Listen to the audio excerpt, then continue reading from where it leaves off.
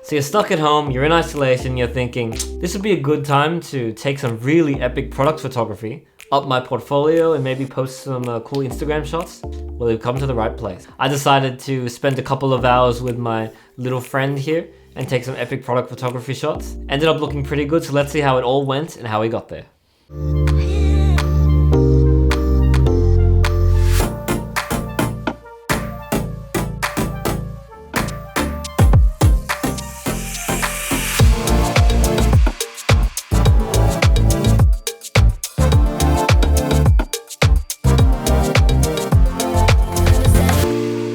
So firstly, I'm going to walk you through how I kind of came up with these shots, and then also even talk about some of the editing process to help you when you decide to work on these yourself. Hi everyone, Luang here. Welcome to the channel. If it's your first time, we talk about videography, photography tips. We also discuss a lot of things with creatives, and as an Asian creative myself, I tend to make a lot of things. So if you might like that, don't forget to like and subscribe. Now, not to toot my own horn, but some of those shots looked absolutely beautiful. And I wouldn't even change a thing about them, to be honest. As you can see in this first photo here, really simple. It's a hero shot of the Soju. In hindsight, I would have liked to maybe have a bit more in the background. Though the hero shot looks good and your eyes are on the product, I think that it is kind of missing something in the background. It's missing that energy. You'd wish maybe there were people in the background drinking. That's what you would imagine. When people are having soju, it's a social drink. But I think the shot is still fine because the soju is front and center. In the second shot here, I kind of focused on trying to get a pouring shot. I used a second bottle, a bottle that was actually empty. We filled it up with water, so don't worry, we didn't waste any soju or anything like that. And I still haven't really decided if I like having that one in the background, but I do think that it does add a bit more life to that empty background that I mentioned before, which is why I added something in the background. We've got the water flowing out here, and it's overflowing because soju is just so much fun. You get tipsy and you overpour. I don't know if this is something that I've just observed or someone told me it while I was drunk, but in Korean culture I heard, I'm not sure if this is correct, that if you pour a lot of soju, and the more you pour, it's like the more you're caring, the more you like that person, the more you care about that person. Could just be bullshit, don't remember. This third photo here is just a close-up of the same shot, I believe. And that was just something that I thought that when you post on Instagram, you can post more than one photo at once, right? So I would want to start with the second photo and then kind of cycle it to the third photo so that people can kind of get that zoom without having to zoom it in. I think that someone's instinct would be like, I want to see what's going on there. So then they can just swipe to the next photo and see what's going on. And this fourth photo, it's a different type of pouring shot. It's not overflowing. It's kind of at the opening of the pouring, the beginning of the pouring. I do like this photo. There is a bit more bokeh blur in the background. What I don't like is the angle of the pouring. I kind of like the previous photo more just from the side, though I wish the third photo was tipped a bit more down, like so, kind of like this. Though I wish it was like this, it ended up like this. And then this next one here is like angled really weird, so I really didn't like that angle, I guess. This angle's a little bit better, and I just really like the way the bubbles kind of flow up there, and I like the stage that it's at. So when you're pouring a shot for someone, this is usually the level that I get them to, about 3/4 of the soju glass, so I like that authenticity of that shot there. So these next two photos I'm actually really happy with. This one here is obviously very similar to the first hero shot I mentioned, but there's just a soju glass in front of it. You can also notice that the color is a little bit different, and the midtones, the highlights are a little bit on the greener side, which is something I was aiming for since all soju bottles are inherently green. And what I wanted to do with this photo, I was like, look, I've already done some cool photos with that white backdrop. I want to make this a bit more green. I want to give this a more older type feel, kind of like a classic feel, a more vintagey feel. So I added a bit of grain in there to make it look like, yeah, this is a poster you could see in the 80s or the 70s or something. And you could imagine like 60-year-old old men drinking this kind of vibe. And that second photo is the same photo, but again, zoomed in. And I think having that again, I think this is a nice shot even on its own. If I didn't have that first hero shot, I actually like this more, even though they're the same shot, one's just cropped in. I do like it more because of what it draws your attention, your eyes to. Now these last three photos are probably the biggest surprises. I think when I took these in camera, I wasn't really sold on them. And I thought they were a bit imperfect, but once I went to the editing room and got to them, I was like, these look fantastic. As you can see on this wider shot here with the bottle kind of tilted, this was actually not intended.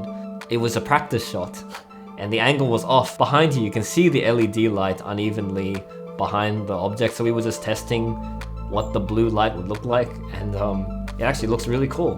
You can kind of see here, you see these lines, these blue lines pulsating, and these blue lines are actually lines from the Manfrotto light. So there's a light here. So this is what those lines are coming from. Again, unintended, but it looks really beautiful, and that kind of toppled end can kind of look like a tipsy thing, but I do really like how that turned out. This close-up is gorgeous to really emphasize the chamisu and the fresh, and that blue light and that green is just really complementing each other really nicely. And the whole darkness of the background, I think, as well adds to that. This one as well, kind of similar. This one is actually, I think, just a more straight horizon, a flatter photo, so it looks a bit cleaner as a hero shot, but I think it has a bit less character than the other ones, though I still like it. But if I was to go for this flat hero shot, I would prefer one of the earlier ones with the white background. I think was nicer. So now I'm going to walk you guys through my Lightroom editing process and how I kind of made the photos come to life. As you can see is what I started with here. I started bringing up the exposure. I started then messing around with the point curve a bit, dragging the highlights across, trying to find the perfect balance of shadows and midtones and highlights. I brought up the contrast a little bit, dragged down the highlights and the shadows, brought up the whites and brought up the blacks. So clearly I still wanted it to be dark, and I was worried that the lights were too bright, so I did try to bring those down a bit, but it still has that nice glowy look, and it's not super dark. It's still visible and it's still clear and it's still nice. I also messed around with a bit of the color temperature, the color balance, to bring it a little warmer, because it is very blue, as you can see. I increased the saturation and changed a bit of the blue color hue, just to find a blue that I kind of liked while doing this. Then I did a bit of split toning, as you can kind of see, just a little bit on the green there, just to add a little bit of green into the shadows, because the blue is so powerful in this shot. With the next photo, I kind of used the same template from the previous one, but just dragged down the highlights more, and the exposure up a little bit more. So with the white background, the first thing I did again always was I upped the exposure quite a bit, just because it starts off quite dark. I then played around a little bit with the highlights, shadows, whites and blacks. Nothing too dramatic, because I think this photo actually looked quite nice once I brought the exposure up. And nothing was too over and needed a lot of messing around, where in the blue photo you can kind of see it's really about the darkness and then the product popping against that darkness. With this, you don't really need anything to be particularly dark or particularly bright. Played around, after playing around with the point curve again, just to find a level that I like. You can kind of see that I made the picture significantly warmer, and I think I did that because I wanted to create a more friendly feel. With the other photo, the dark photos, again, it was already blue, but I did make that a little bit warmer in this as well. Something I do want to point out is that I had to mess around a little bit with the key colors in the image. So the orange, the green, and the blue. Basically, when maybe there's a different hue, a different type of a green you might want it to look, a different type of blue. Maybe you want the blue to be brighter and more luminance. Where I made it more saturated and things like that, as you can see. The interesting thing is that the vibrance of the color is still strong, but I've desaturated it, which kind of helps the photo again, I think, just so it's not too in your face. When dealing with product shots, I do like to increase the texture and the clarity. It just, again, adds a bit more impact to the image and makes it a bit less soft, which on a face, you might not want clarity and texture because it makes the face look kind of ugly and you see all the things in the face. But on a product, it looks really nice to see all that detail. Once I finished those two templates, I kind of just copied them across to the other photos that were similar, and basically adjusted little tweaks to each photo if I didn't like it. And I think the main thing was the cropping that I did to make each photo to get the right angle and the right shot, etc.